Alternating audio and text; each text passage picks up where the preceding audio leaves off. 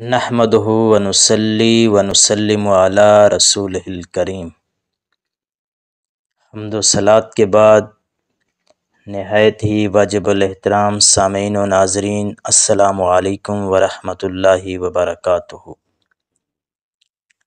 سب سے پہلے میں شکر گزار ہوں اقبال کانفرنس کے منتظمین اور محتممین کا، جنہوں نے ہم سب کو ایک خوبصورت موقع میسر کیا کہ ہم اپنے خیالات کا اظہار کر سکیں۔ میرے مقالہ کا عنوان ہے کلام اقبال کی روشنی میں مثالی استاذ اور طالب علم کی خصوصیات اور عصر حاضر میں ان کا اطلاق۔ محترم سامعین، تعلیم انسان کی بنیادی ضرورت ہے۔ تعلیم کے عمل میں استاد اور طالب علم دونوں کی کچھ ذمہ داریاں ہوتی ہیں۔ ایک مثالی استاد اپنے طلباء کی اخلاقی اور سماجی اقدار اور معاشرے کی ضروریات کے مطابق تربیت کرتا ہے۔ وہ اپنے طالب علموں کو معاشرے کا مفید رکن بننے کے لیے تیار کرنے کی پوری کوشش کرتا ہے، اور ایک مثالی طالب علم ہمیشہ اپنے استاد کی تربیت کا مجسم ہوتا ہے۔ وہ اپنے استاد کی تربیت سے مستفید ہو کر اپنے معاشرے، ملک و قوم کی خدمت کی ذمہ داری پوری کرتا ہے۔ علامہ محمد اقبال رحمۃ اللہ علیہ معروف شاعر اور عظیم مفکر ہیں۔ بنیادی طور پر وہ ایک روحانی عالم ہیں۔ انہوں نے اپنی تحریروں میں تعلیم کے مختلف پہلوؤں پر بحث کی ہے۔ انہوں نے اپنی تعلیمات میں ایک مثالی استاد اور طالب علم کی اچھی صفات اور اہم ذمہ داریوں کو بھی بیان کیا ہے۔ جدید دور میں ان کے افکار کو اپنے تعلیمی نظام میں لاگو کر کے اپنی کھوئی ہوئی عظمت کو حاصل کرنے کی بہت ضرورت ہے۔ اس مقالے میں ہم اقبال کے افکار کی روشنی میں ایک مثالی استاذ اور طالب علم کی صفات پر بحث کریں گے، تاکہ ہمارے اساتذہ اور طلباء ان کے نظریات پر عمل کرتے ہوئے قوم کی تعمیر میں اپنا اہم کردار ادا کر سکیں۔ محترم سامعین، میں یہاں مثالی معلم کی چیدہ خصوصیات بیان کرنا چاہتا ہوں جو علامہ اقبال نے اپنے کلام میں بیان کی ہیں۔ مثالی معلم کی سب سے پہلی خصوصیت پیشے سے محبت اور عمل میں اخلاص ہے۔ تعلیم دینا اور اچھا برا سکھانا معلم کا پیشہ ہے، اس لیے اس عظیم مقصد کے حصول کے لیے اسے اپنے پیشے سے دنیا و ما فیہا سے بڑھ کر محبت ہونی چاہیے۔ عشق رسول صلی اللہ تعالی علیہ وسلم ایک مسلمان کا کل سرمایہ ہے۔ علامہ اقبال کی نظر میں یہ ایک مسلمان کا بڑا ہتھیار ہے۔ وہ فرماتے ہیں، ہر کے عشق مصطفیٰ سامان اوست، بحر و بر در گوشہ دامان اوست۔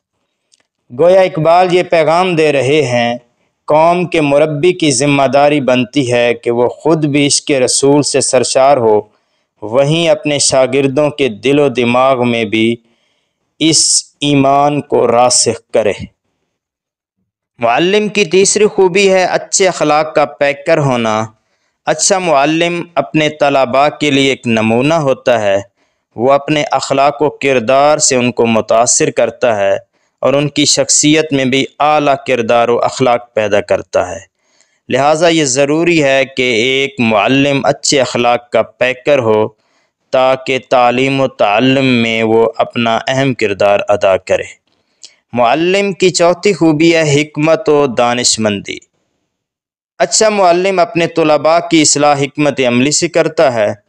وہ مخاطب کی نفسیات، ماحول کے اثر، وقت کی نزاکت اور قابل اصلاح امر کی اہمیت کو مد نظر رکھ کر حکمت عملی طے کرتا ہے اور کامیابی کی طرف گامزن رہتا ہے۔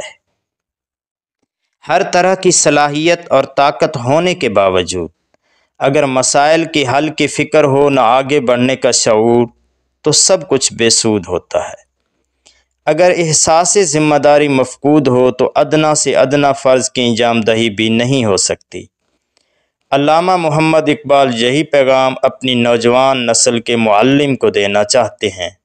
وہ فرماتے ہیں، جوانوں کو میری آہ سحر دے، پھر ان شاہین بچوں کو بالوں پر دے، خدایا آرزو میری یہی ہے، میرا نور بصیرت عام کر۔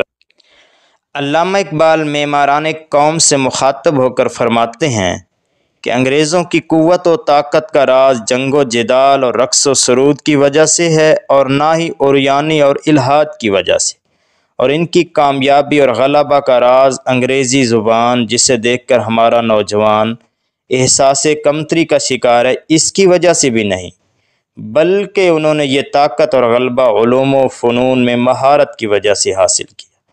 لہٰذا آج کے معلم کے لیے بھی ضروری ہے کہ وہ علوم و فنون سے آراستہ ہو اور علم و حکمت پر توجہ دے۔ اب ہم اختصار کے ساتھ مثالی متعلم کی خصوصیات بیان کرتے ہیں۔ سب سے پہلی جو خوبی ہے مثالی متعلم کی، علامہ اقبال نسل نو بالخصوص نوجوان متعلمین کے لیے اللہ تعالیٰ کی بارگاہ سے سوز اور عشق کی دعا کرتے ہیں۔ اچھا طالب علم اپنے ظاہر کے ساتھ اپنے باطن کو بھی سنوارتا ہے۔ وہ اپنے نفس کو اخلاق رذیلہ اور خیالات فاسدہ سے پراگندہ نہیں کرتا۔ تزکیہ نفس اور حکمت انبیاء کی تعلیم کا بنیادی موضوع ہیں۔ دوسری خوبی جو طالب علم کی ہونی چاہیے وہ علم کی جستجو میں اخلاص ہے۔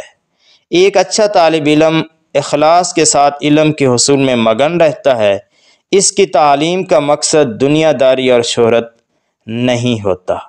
اس کی تعلیم کا مقصد معرفت خداوندی، اطاعت رسول اور خدمت خلق ہوتا ہے۔ اس کے علاوہ علامہ اقبال اپنے نوجوان متعلم میں جو خوبیاں دیکھنا چاہتے ہیں وہ یہ ہیں: تن آسانی سے پرہیز۔ وہ اپنے نوجوانوں سے مخاطب ہو کر کہتے ہیں کہ وہ عیش و عشرت اور تن آسانی کو چھوڑ کر سخت کوشی کو اپنا شعار بنا لیں۔ علامہ اقبال اپنے نوجوان متعلم کو اسلاف کی طرح بہادر، غیور اور خوددار دیکھنے کے بھی متمنی ہیں۔ اسی لیے وہ فرماتے ہیں، کبھی یا نوجوان مسلم تدبر بھی کیا تو نے، وہ کیا گردوں تھا تو جس کا ہے ایک ٹوٹا ہوا تارا۔ علامہ اقبال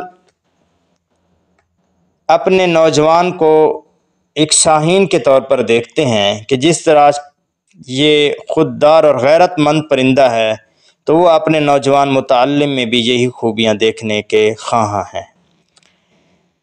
خودی، علامہ اقبال اپنے نوجوان متعلم کو خودی پر عمل پیرا ہونا دیکھنا چاہتے ہیں کہ وہ اپنی خودی پر جو ہے عمل کرے اور اپنی غیرت و حمیت کا مظاہرہ کرے۔ اس کے علاوہ وہ عمل پہم کے حامل نوجوان کو اپنا پسندیدہ متعلم شمار کرتے ہیں۔ آخر میں ہم اختصار کے ساتھ نتائج و سفارشات پیش کرتے ہیں۔ ڈاکٹر علامہ اقبال نے اپنی شاعری اور فلسفہ کے ذریعے بالعموم اور جمیع امت مسلمہ اور بالخصوص مسلمان برصغیر کو مخاطب کیا ہے۔ ان کا پیغام آفاقی ہے۔ وہ نسل نو کو عشق رسول صلی اللہ علیہ وسلم میں مستغرق ہونے، فکر و شعور اور احساس ذمہ داری کا مظاہرہ کرنے، علوم و فنون سے آراستہ ہونے، سوز و عشق کے سمندر میں غوطے کھانے، تن آسانی کو چھوڑ کر سخت کوشی اختیار کرنے، غیرت و حمیت کا پیکر بننے، قوت خوابیدہ کی پہچان کرنے، آپس میں اتحاد و اتفاق کی فضا قائم کرنے، شاہین صفت مثالی نوجوان بننے، خودی کو اپنانے اور اسلاف کے عمدہ طرز زندگی پر چلنے کا درس دیتے ہیں۔ اسی میں ہی امت مسلمہ کی عظمت و سربلندی پوشیدہ ہے اور اسی سے ہی امت اپنا کھویا ہوا وقار دوبارہ حاصل کر سکے گی۔ سماعت کرنے پر تمام سامعین کا نہایت ہی شکریہ۔